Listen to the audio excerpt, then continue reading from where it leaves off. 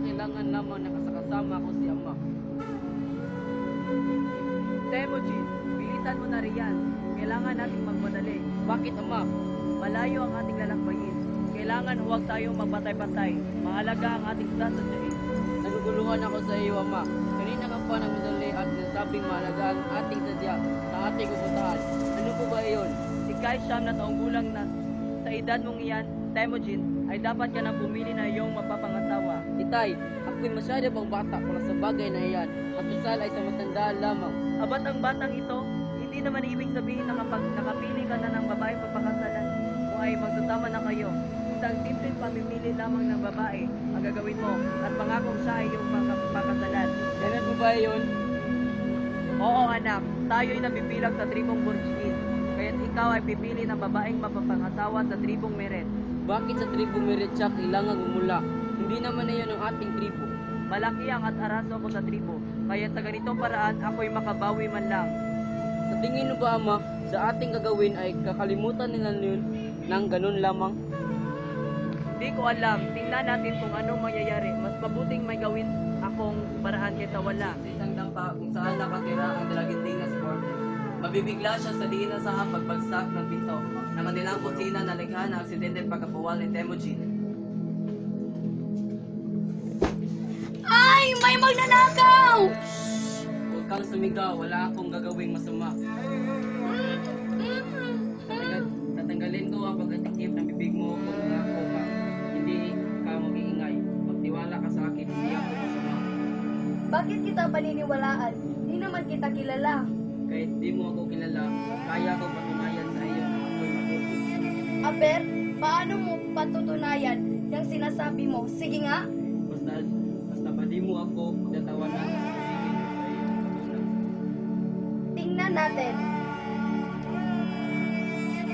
Anong hiningiti mo riyan? Sabi mo wag akong tatawa. Ikaw lang pala ang tatawa. Ito na, handa ka na ba? Kanina pa, ang bagal mo naman. Nais ko sanang ikaw ang babaeng asawa ko. Sira ulo ka ba? Niloloko mo ako, no? Kabata-bata pa natin. Seryoso ako, ano kaya ka ba? Ganon-ganon lang ba iyon? Alam kong mahirap akong paniwalaan, hayaan mo ipaliwanag ko sa iyo. Kasama ko si Itay, kami pupunta sa tribo ng mga Meren upang pumili ako ng aking mapapangasawa. Ngunit ikaw ang ibig ko, ikaw ang pinili ko. Anong mayroon sa akin? Bakit ako ang pinili mo? Di ko rin alam. Ang tingin, alam ko lamang ay ito ang ibinigay ng pagkakataon sa akin. Ikaw ang aking nakita, kaya naman pagbigyan mo na ako. Hindi naman ibig sabihin na umayag ka ay papakasalan tayo. Di ko malaman kung ano ang dapat kong sabihin sa iyo. Pero, sige na nga. Salamat sa iyo. Ako'y labis mong pinaligaya. Asahan mong hindi ka magsisisi sa inyong desisyon. Paano na ngayon? Siyempre, tuloy pa rin ang buhay natin. Pero darating ang panahon na tayo'y mamumuhay sa isang magkatuwang na orgoy. Yan na. Matagal pa iyon. Oo, pangako. Babalikan kita pagkatapos ng 5 taon. Halika, puntahan natin si Ama. Tagpo, magkahawak kamay na naglalakad sina Temujin at Forte sa paghahanap sa ama kay Yasugi na kanilang makikita na nakatunghay sa ilog. Ama! Sino siya? Bakit? Ama, siya po ang babaeng napili ko, si Borte. Magandang hapon po. Kumusta po kayo? Pero, Pamanhin po sa pagdesisyon ko ng di nagpaalam sa inyo. Pero buo po ang loob ko sa aking ginawa. Sana'y maunawaan niyo po ako.